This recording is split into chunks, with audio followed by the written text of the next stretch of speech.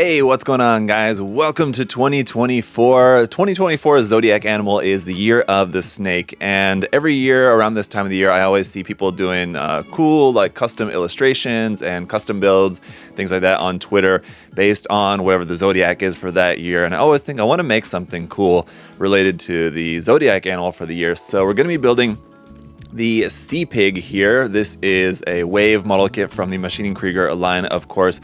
Now, this year is the year of the snake, so you may be thinking, wait, then why are you building a Seapig? That's not right. This is actually a variation of the Snake Eye suit from the Maschinen Krieger series. This is the Snake Eye Reconnaissance type Seapig. So because this was recently reissued, this is the only Snake Eye model kit that I have, other than some of the Gotchin and 1/35 scale kits, which I thought about using, but I thought using the 120 scale kit would be more fun. So even though this is a different variation of the Snake Eye, still a Snake Eye nonetheless, and we're going to paint it up with some snake camo, and it'll make for a nice snake themed custom build to start off the year of the snake. So even though I do have a couple other projects that I'm working on, gonna take a quick moment to knock out this fun guy. We'll go through the box and contents of the kit. We'll go through the building process and the painting process for this, and it should be a nice, fun, quick project. These Maschinen Krieger suit kits here from Wave are a lot of fun if you guys have not tried them out. These are small, fairly simple kits. They're great introduction kits if you guys want to try out Maschinen Krieger, so I highly recommend it. If you're interested, let's go ahead and get into the video. And so for the Snake Eye Reconnaissance type Seapig here, as you can see, it's in the standard smaller size box, albeit pretty thick here on the ends. You can see this is 120 scale Ma.K 075 series, and we have different markings on the top and bottom of the box with the snowman moon marking there on the top side. This outline of the kind of Seapig looks more a bit like a sea cucumber to me, I think. But anyway, this is part of the mercenary troops arms. And just background to the front here to take a moment to really admire the box art that we have here for this one. As always, that illustration by Koyokoyama-san, and some text on there also letting us know that we've got one type, 4 decorations, and 1 figure. That just means like there's 4 different decal schemes that you can do, but of course you can mix and match and make it kind of however you want, of course. Go on to this side of the box, we have a bit more text over here, a little bit about the Seapig variation there in Japanese. And then on the other side of the box, just kind of the same thing there. That said, on the underside of the box, we've got some text here in English as well. So if you guys want to pause the video and read that, get a little bit of backstory, because obviously this is not based off of anime or manga or anything like that, so you can check that out. We do have some stats down here too about kind of the suit and armaments and everything. And then over here you can see what some different suggested color schemes and decal schemes are going to be just for this, different types of camo. They all look really cool, but I'm going to do something a little bit different to make it a bit more snake-like, I think. But with that, let's go ahead, pop open the box, see what we got in here right off the bat. There's our pilot head for inside the suit if you want to have the hatch open. And it looks like, kind of interestingly, this is going to be molded all in a kind of medium blue color. We do have some gray parts there for the joint parts and pipe parts. The parts for the pilot and head are going to be in like a beige tan color. Everything else for the suit is in a medium blue, which is pretty cool. We do have a couple of clear parts. We'll take a look at all of the runners more closely in just a moment. But we got some more goodies here to take a look at. So we've got our color card, which similar to what we saw on the outside or the bottom side of the box. This is just going to give us some different ideas as far as how we might want to do the camo and the decals on here. There is some more text on here as well, just kind of explaining about some of the different variations. So you can see some more about that. On the back side here is the decal layout, so letting you know where the decals should go as recommended, but again, you don't have to stick to that, of course. So this, I can pop out the little ring holes here and put this in my binder of color cards. That'll be nice. And then we got the decal sheet, which is not necessarily a very large one for these suits. I think this is usually pretty standard, if not maybe slightly larger, I feel like normally, but definitely in some of the larger kits, you'll have a larger decal sheet, but there's plenty of options on here still too. And of course, if you have other Maschinen Krieger kits, you can mix and match decals if you're not worried about it being particularly canon or accurate. And so I think I might see what else I can find in my collection, which might be a bit more suited to our snake theme. Inside here is going to be our instructions. Kind of interesting how this is laid out. Just basically one big sheet here that all folds out into one big poster of instructions, but that'll go through making all the different parts there. Do make sure that you follow the instructions rather closely, but again, it's pretty straightforward here. As you can see, this one looks like it's going to be quite simple, but like here, for example, this text is only there in Japanese, but this is letting you know that you need a 1.5 millimeter diameter drill. So you need to drill holes here on this part. So for example, this part right here, part of like the main body of the suit, the chassis sort of, doesn't have those holes in it just because for different variations it may not need those holes, but for this variation I think that's where one of the fuel tanks plugs in onto the back side of there. So for this particular variation you do need those holes there, and the holes are marked on the inside of the part. I'll show that to you guys. So it shows you exactly where you need to drill. You just gotta grab your drill set and drill those out. So pretty simple. So do make sure as you're going through the construction not to miss stuff like this, as that's happened to me a couple of times, and then I just had to kind of figure out where the holes are. And or basically just kind of do without them. But yeah, if you miss that, it could cause you a little bit of grief. Like you have to put a couple of holes in this part there as well. So there's stuff to look out for. Otherwise, I mean, the construction looks pretty straightforward. There is going to be a number of seam lines on a few of the parts, and we'll address that all in just a moment. But let's take a look through the runners here real quick. This is our polycap runner, which is actually from the SAFS. So this is a polycap runner that you're going to see with a lot of the suits here from WAVE. This has like joint parts, some polycaps, and then some hose parts here for around the suit. Some of these we'll use, some of these will not use, so you will have some leftovers there. Then our couple of clear parts here. One is for the snake eye, and that's going to be for like on the top of the hatch. The other one here is actually from the Prowler suit, and that goes on the camera unit that's like on the front of the body. And then molded in tan here for our pilot head that's going to go inside the suit. We basically kind of have 3 different options here. This option is actually from the Fireball kit, which features a pilot's head here, and then the helmet part you'll have to put on in 2 halves, of basically a front and a back half, but that will allow you to like paint the pilot's face in there before you put this front half on, which you'll be able to see the face through the front of the helmet like that. This version here, which is just the regular snake eye pilot figure and helmet. So you could have the pilot figure here with, if you cut off that peg, without the front part of the helmet on it, but this would be the front part of the helmet. Just kind of has a kind of cool look to it like that for the added visual camera kind of input, kind of screen inside the helmet there. And then the Seapig version of that, we also have this one here too, which is going to be very similar. But as you can see, the part for the front of the helmet is going to look a little bit different, as it has the kind of extra little details on there, which looks pretty cool. I'm not sure ultimately which one of these I'm going to go with, if any at all, just because of the fact that I don't necessarily plan on having the hatch open, so I might not use any of those, might just save those for a different project. But as for the runners for the rest of the kit here, we have runner E. This is for the snake eye variant, basically the top and bottom parts for the hatch on the top, which where that clear part will fit into there, right there, which kind of makes the snake eye the snake eye. This runner AA here is for the Seapig, so some of the extra equipment which is used to make the Reconnaissance type, which makes the Seapig different from the standard snake eye, which is what we've got. The next couple runners here, runner E is some armor parts and vernier parts, thruster parts there from the snake eye, and then we've got some more here on runner J.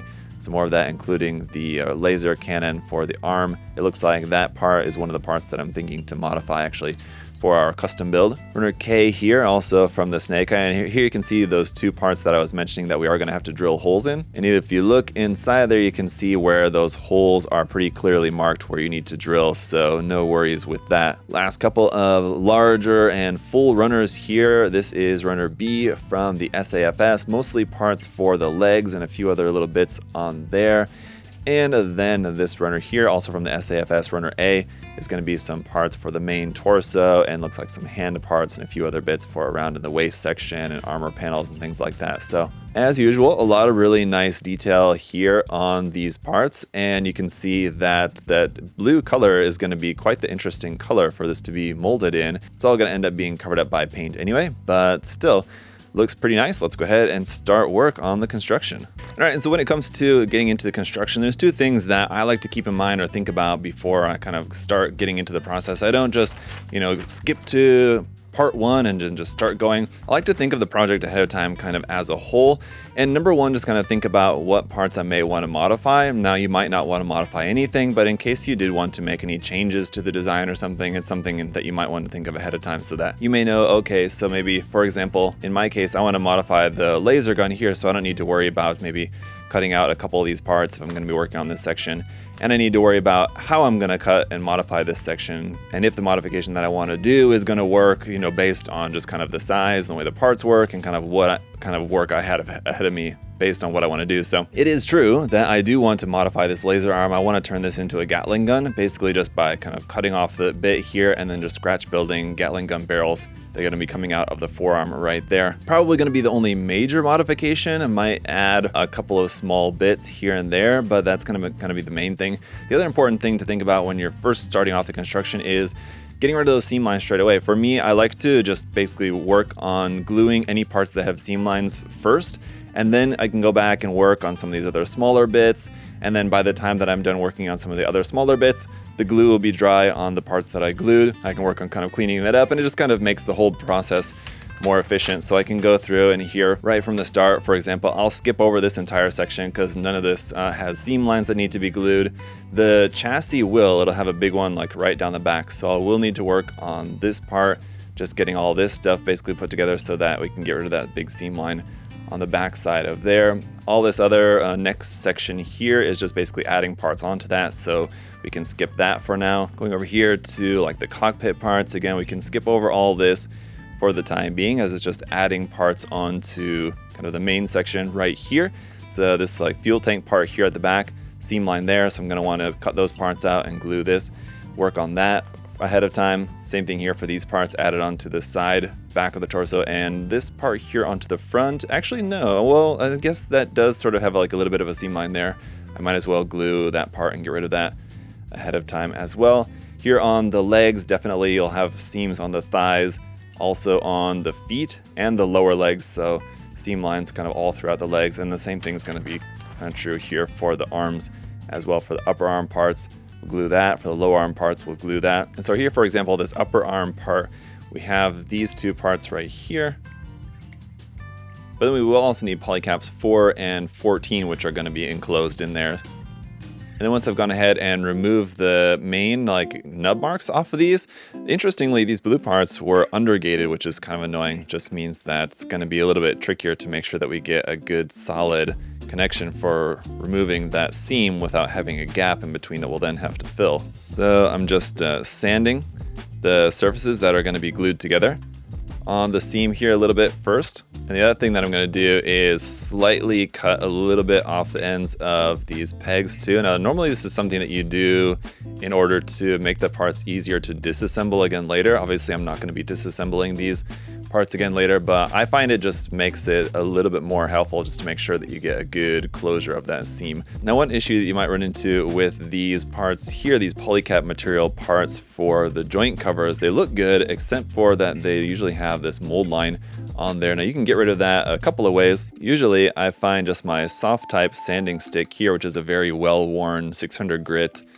wave soft type sanding stick, works pretty well. Because it's soft type, it's not going to be too rigid that it files down, because you want to keep this like organic cloth type looking surface here. You kind of just have to work around the waves of that cloth a little bit. You could also try gently scraping that with a knife or a scraper. As you can see, my knife also probably due for a blade replacement. There is also helpful tools like these Wave Hobby Tool kind of more specialized files. So these are like some curved, rounded files that you might find helpful for bits like this too, like for getting around this little bit of that cloth.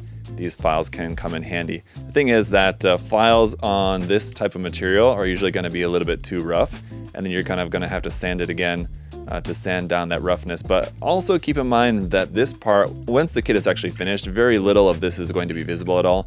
So you don't really need to worry about it too much about what it looks like, because it's going to hardly be visible or noticeable. But once we've got everything ready, we can go ahead and close this up almost all the way. Actually, it's not a bad idea to just close it up all the way just to make sure that you're going to have a good fit.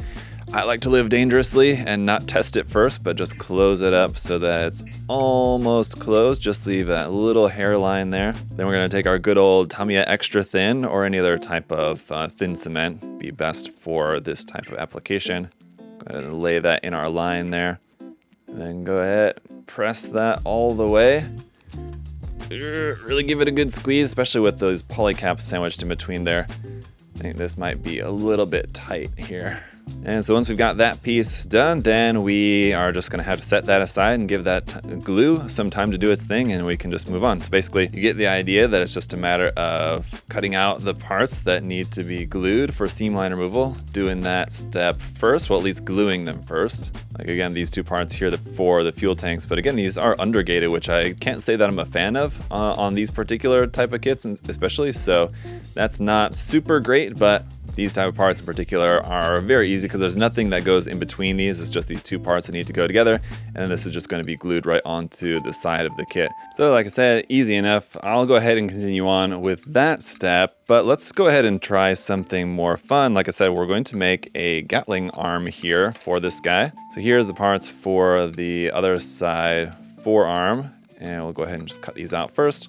And with these, we've got this polycap, which is gonna fit inside of here. It just goes in there like that. And then the option for basically cutting this off right there, I can either glue this together and then cut that off like as a whole, or cut it off like kind of both halves ahead of time, then glue this together. And I think that's gonna be the play. As if you look here, right there at the end, we have these pegs that will connect, and basically that's gonna be part of what we're gonna need to just get rid of. So I think it'd be easier to cut that out and cut this off ahead of time, glue this together, and I think that's just gonna be that much easier. This peg part, at least for now, real simply, I'm just gonna cut this out with the nippers, and on this side too. Just kind of pop that out of there.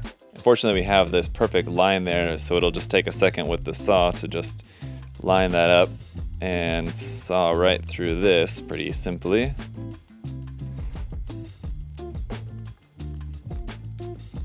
And then cleaned up slightly, you can see how that's gonna be looking. This is also good to cut this off ahead of time because it gives us an idea of exactly kind of how big we wanna make our Gatling gun portion and how we wanna set it in there. Now, fortunately, we're pretty lucky in that we have what is a nice backing piece right here. This is basically gonna act as kind of our backstop. So we'll just be able to slide our Gatling gun barrel in through here, and it'll just butt up against there, and we can just glue it into place once this is made. So we can go ahead and close this up first.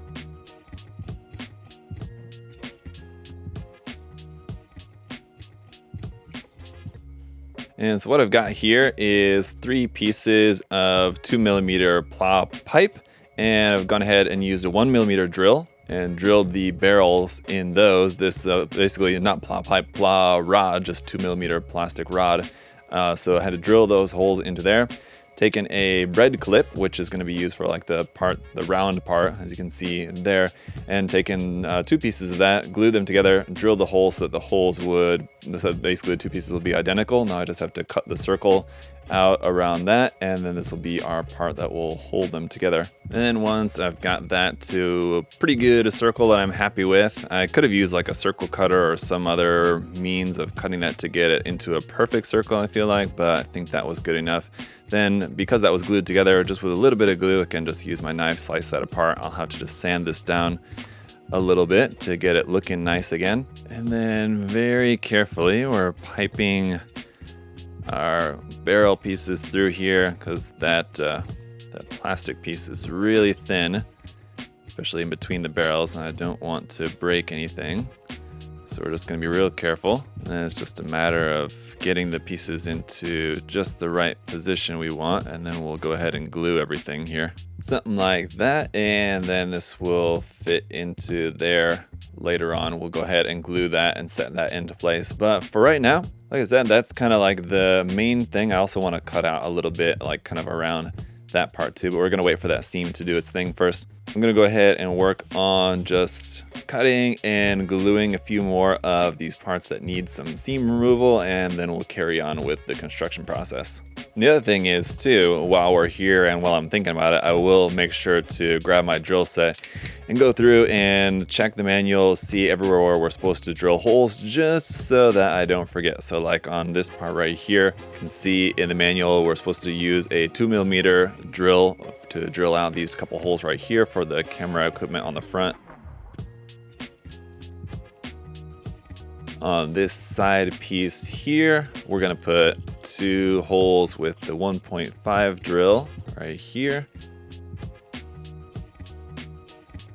And this one in particular is exactly for this part which we just removed the seam line on. Once we're done with that, this is where that part will then fit onto here like so. We'll just go ahead and glue that. You can add your own like weld bead kind of around there if you want. A lot of people do that. Not sure if I'll do that necessarily for this project, but something that a lot of people do for this type of part connection.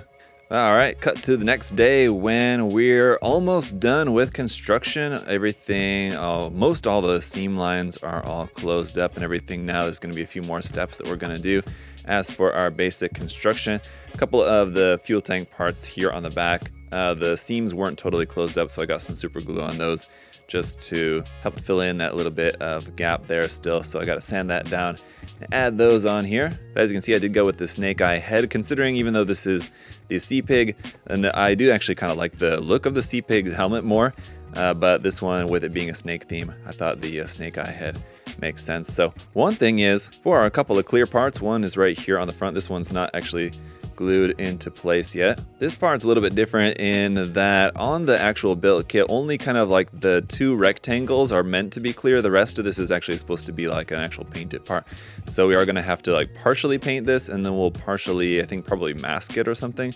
But I wanna paint a little silver on the back side before we go ahead and glue this on. That way later, once it's masked and painted and all that, this will have a bit more of a cool look to it. And I'm just going to use just a silver marker, something real simple here. And the same thing for in the head, this clear part as well. It's just a clear part that fits inside there. This one's a bit more straightforward, and not sure if I ultimately want to have this with the hatch open or closed, or I think I'm leaning towards making it so that it can be both, so that I can switch it for photos.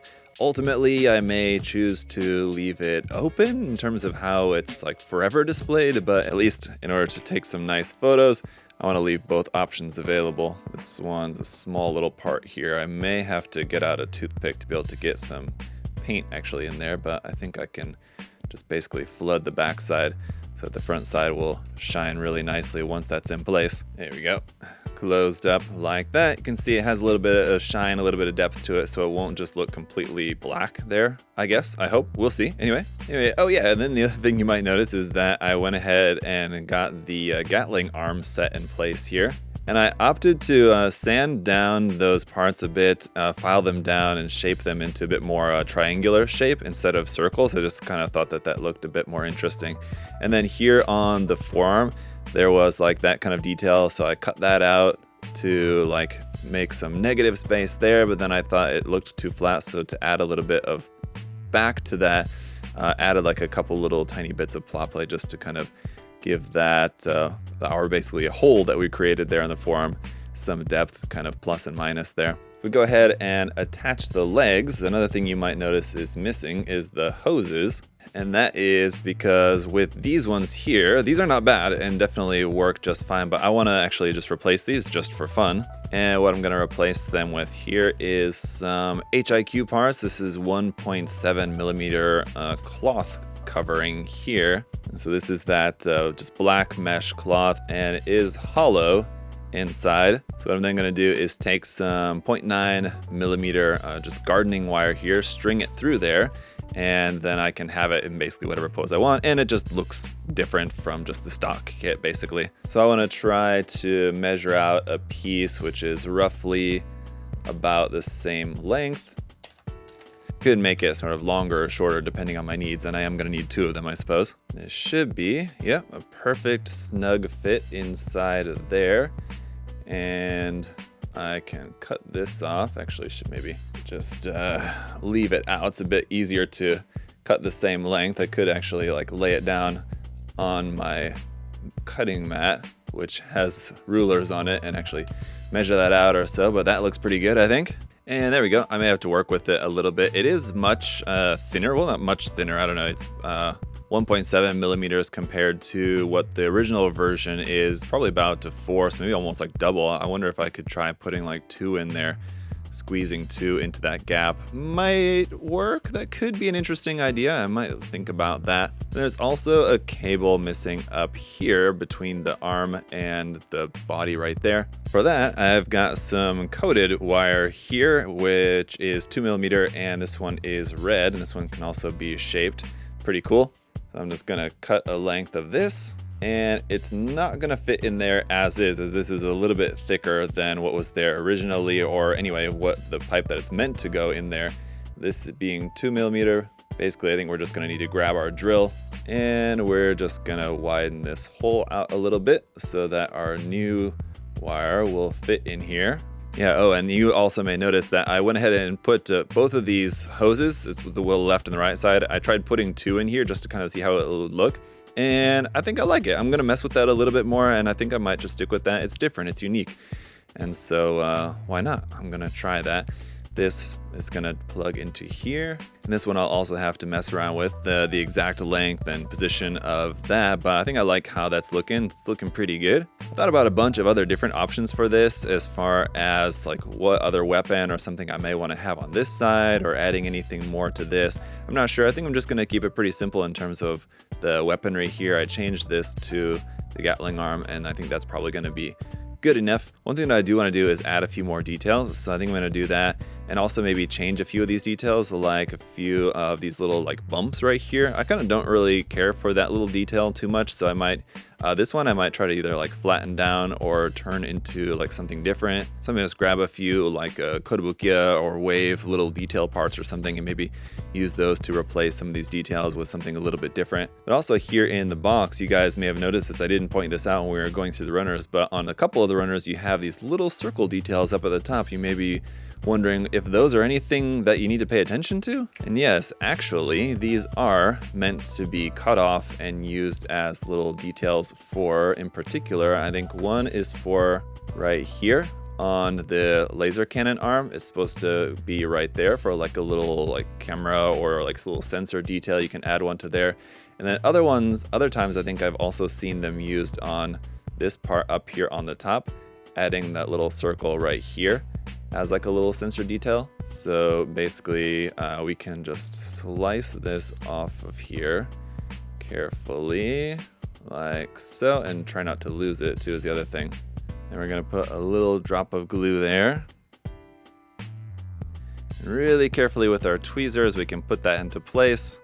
And there we go. There's how that's gonna look to add that little bit of sensor detail. So yeah, I'm gonna work on just figuring out these last couple little details on this, and then we'll take a look at how the kit's gonna look overall pre-painting, and it should be good to go.